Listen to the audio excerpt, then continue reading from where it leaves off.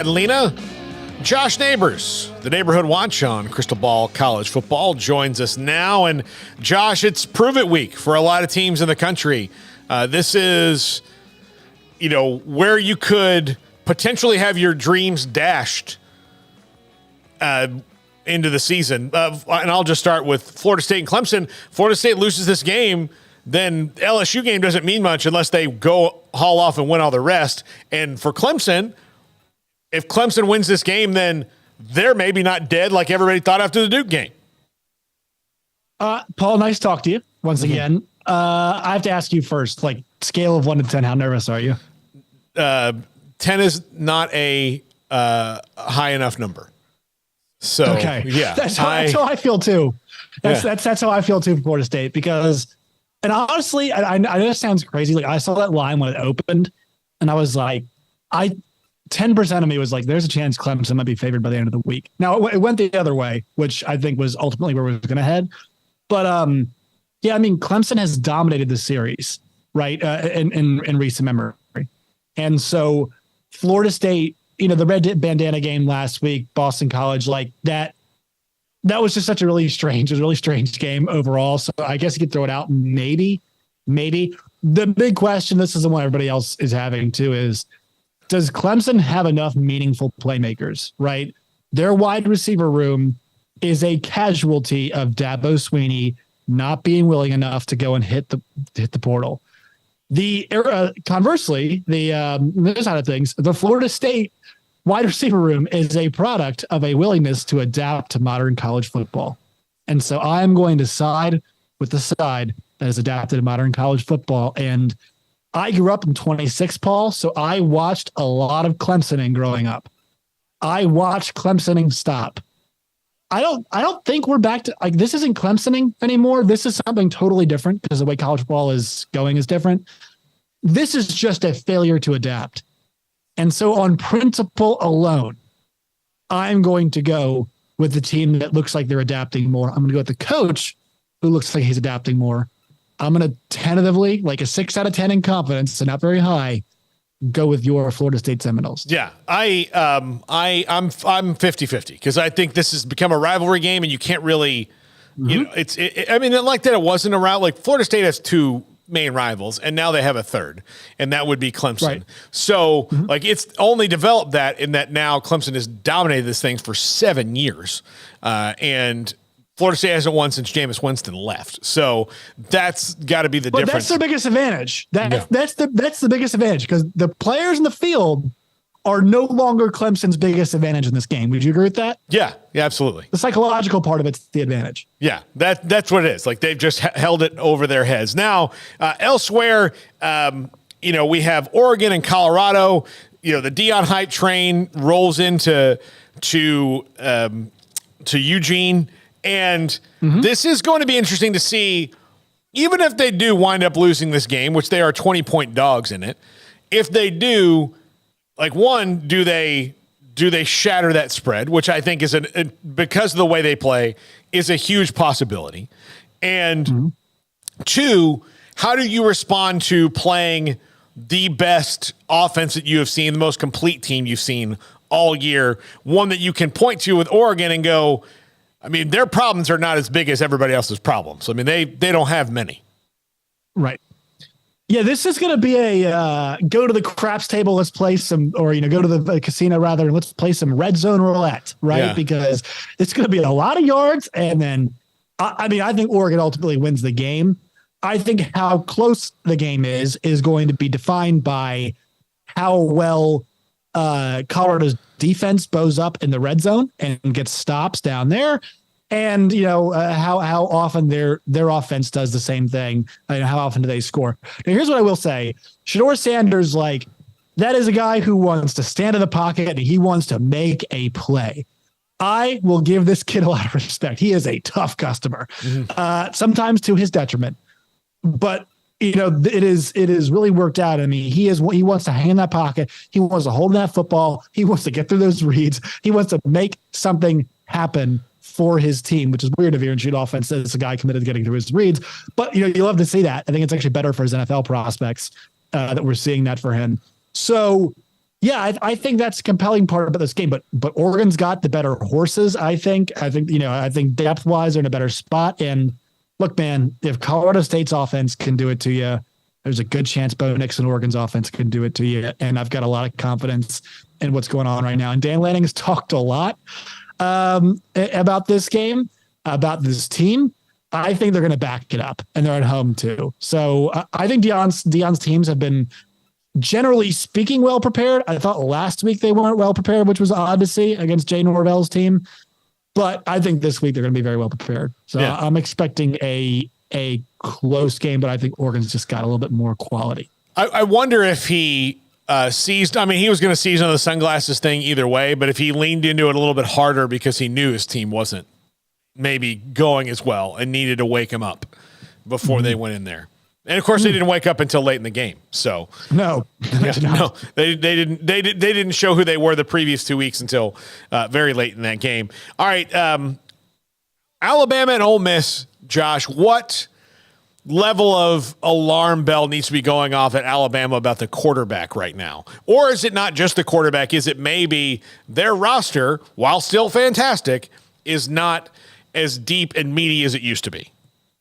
Yeah, so I watched the Texas game, and I think I came away from it looking at it differently than a lot of people did. I think they need Milroe because you watch Alabama last year, right? And they needed Bryce Young to make a lot of the plays that he made to overcome some of their deficiencies.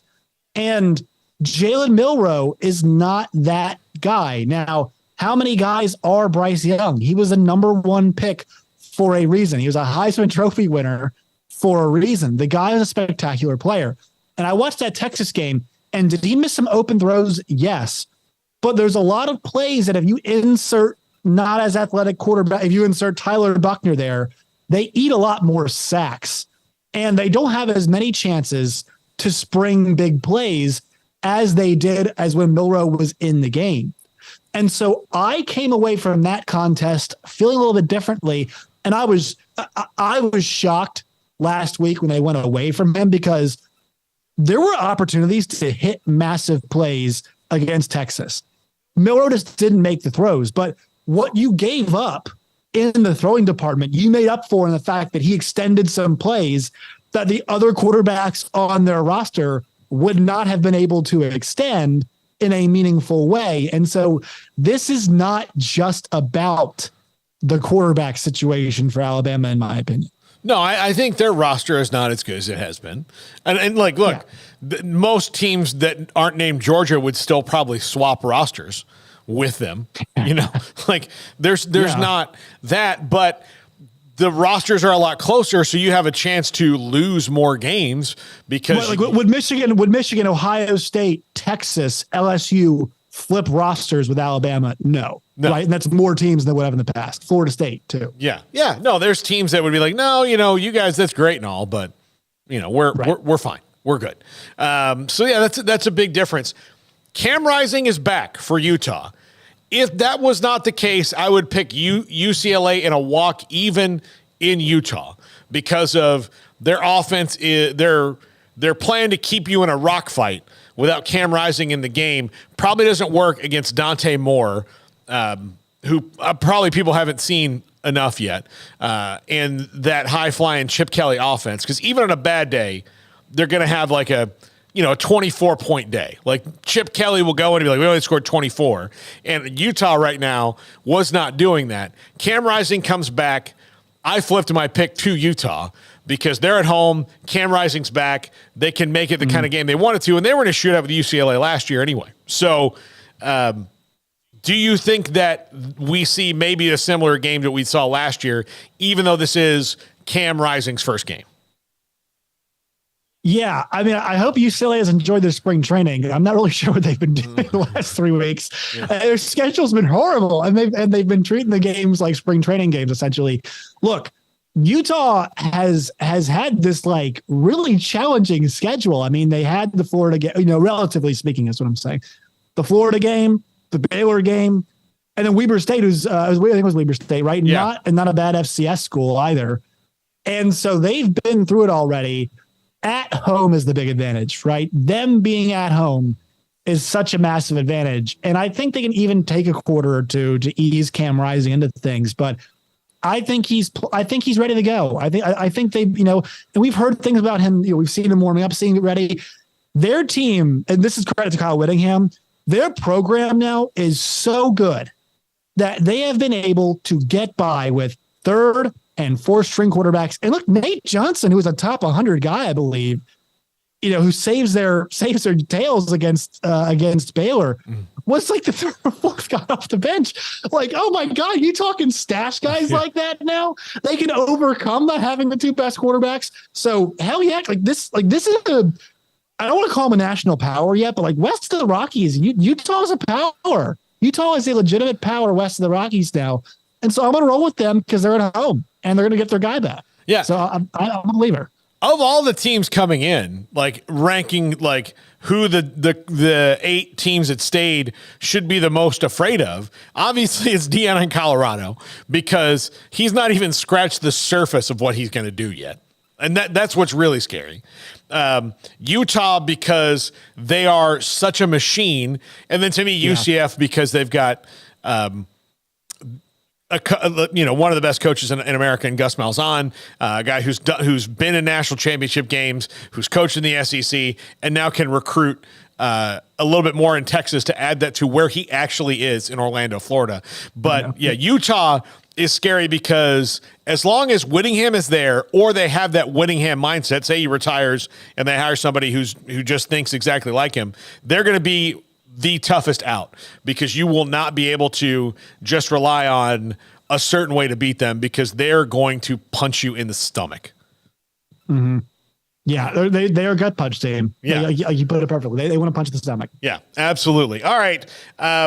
Let's talk about Baylor and Texas. I mean, Big 12 is kind of a weird week. I want to talk about Baylor and Texas and Tech and West Virginia in particular. But Baylor and Texas, Baylor is yet to show a lot of fire yet, Josh. But this game to the fans of Baylor means a lot because this is the good riddance Texas game.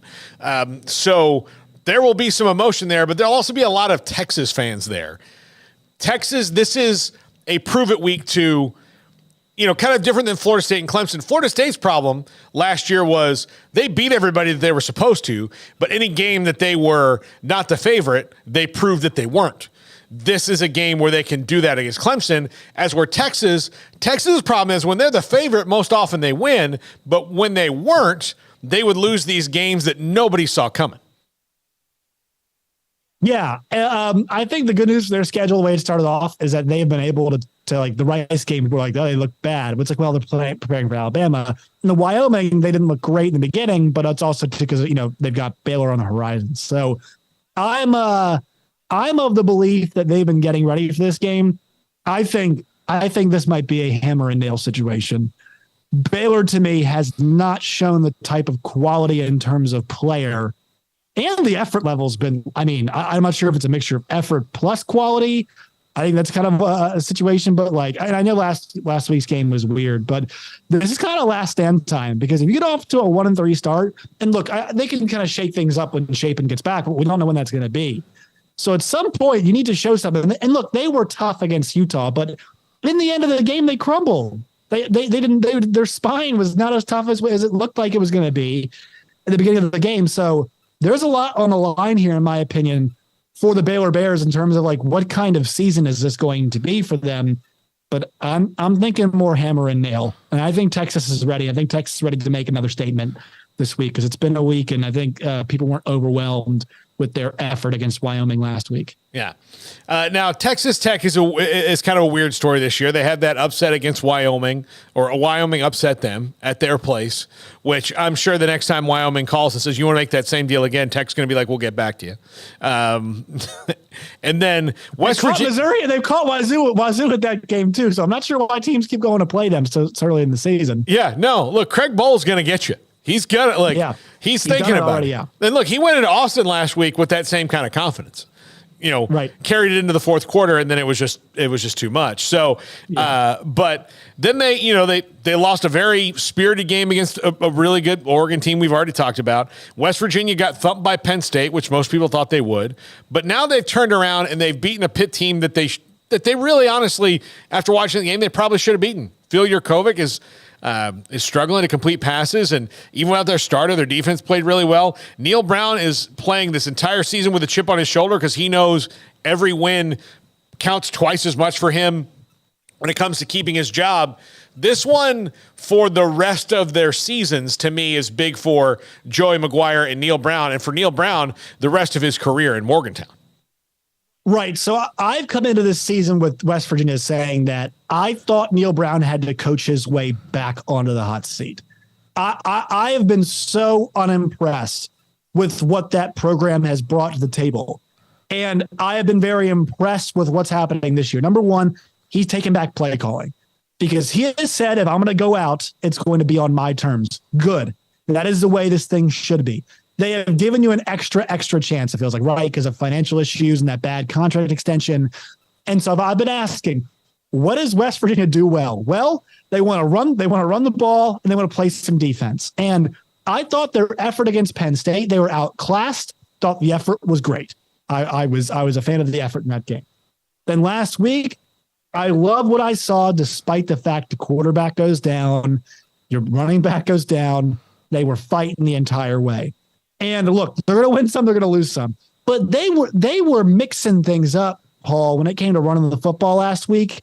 I mean, I was reaching out to a buddy who's a West Virginia fan. I was saying, look, I love the way that they're mixing things up. It's actually a fun offense to watch because they have to get creative with how they're running the football. The receivers aren't that great, but their offensive line is their strength, and they're pulling guys, they're moving guys around. There's a lot of variety in that running game. Yeah. On the other side of things, yeah. I'm sorry. Go ahead. Go ahead with Texas Tech. Man, Texas Tech. If you want to make a Big 12 title push, you have to win this game. And there's a lot of games this week, honestly, where I think people are saying, "Oh, it's the first conference game, whatever." Like BYU and Kansas. Let's be honest about it. Like even if one of those teams loses the game, they're not going to be in the Big 12 title game. Mm-hmm. So one of those teams will emerge a dark horse. One of those teams will emerge as, "I'm sorry, thanks for playing, have a good season," all that kind of stuff. Texas Tech, if they want to be in Arlington, they have to win this game. They have to absolutely 110% win this game. There is no 1-3 start and you end up in Arlington, in my opinion, for the Texas Tech Red Raiders. This thing is going to go one of two ways. So you have to win this game. They should win this game. I think they will win this game because they've got the better overall team at this point and they're a bit healthier. But there's some serious concerns there because they are.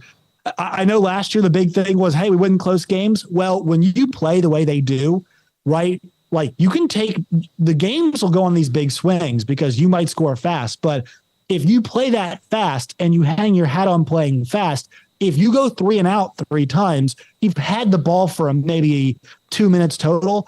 Guess who's on the field all the time? Your defense. And their defense is not good enough to be getting meaningful stops that often. There's not many defenses that are. So if you want to play that way, you're gonna have some variance, and I think we've seen that so far in their results.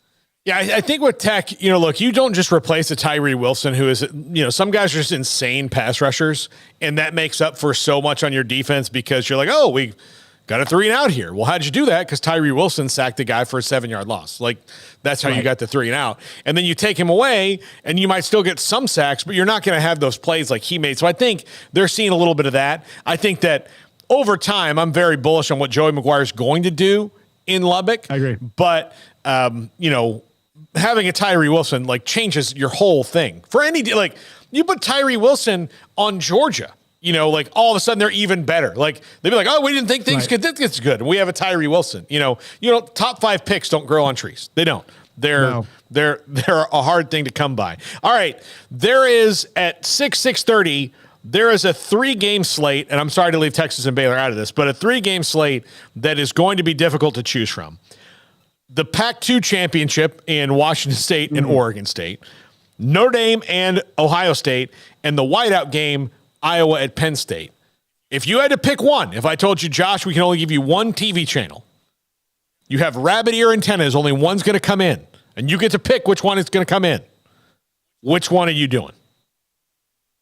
You pick the helmet game because that's what as a red-blooded American male, that's what you do. You pick the helmet. Well, here's the thing. So luckily I don't have to choose. Yeah. No, I'm a bouncer. I like to go back and forth. Yeah. So, but if you don't have to pick one, yeah. I mean, I actually am really curious to see how good Kyle McCord is, because the better quarterback is on Notre Dame's side, right? And, for a team that's been producing not outstanding pro quarterbacks, but at least outstanding college quarterbacks, Ohio State has been the better in the last 10, 15 years. Like, Ohio State's normally had a better quarterback. And now Notre Dame has a better quarterback. And also their offensive line is tremendous. And Ohio State's defense has been very good at beating teams that have been lesser than them, but I'm not sure this offense for Notre Dame is lesser offense. So let's see if Ohio State can take advantage of the fact that Sam Hartman likes to hold the ball, wants to throw it downfield. They want to make big plays. They also have a good offensive line that can protect for long periods of time. And then will the offensive firepower show up? Can they get that running game going for Ohio State? How much red will there be in the crowd? We know Ohio State travels well. There's been a knock against Notre Dame fans as well. That when Georgia comes to town, right? The Cubs game Friday night, people are calling the dogs, and you see the crowd on Saturday night. So what does that look like as well? I'm very curious, but yeah, I mean, you've given me 3.5. I'm taking the Irish. That's the way I'm leaning. And my second choice is the Pac-2 game. Look, I'll go and look at the drive chart for the Iowa Penn State game, because that game's usually drunk as hell. So I can go look at the drive chart for that game after the game's over.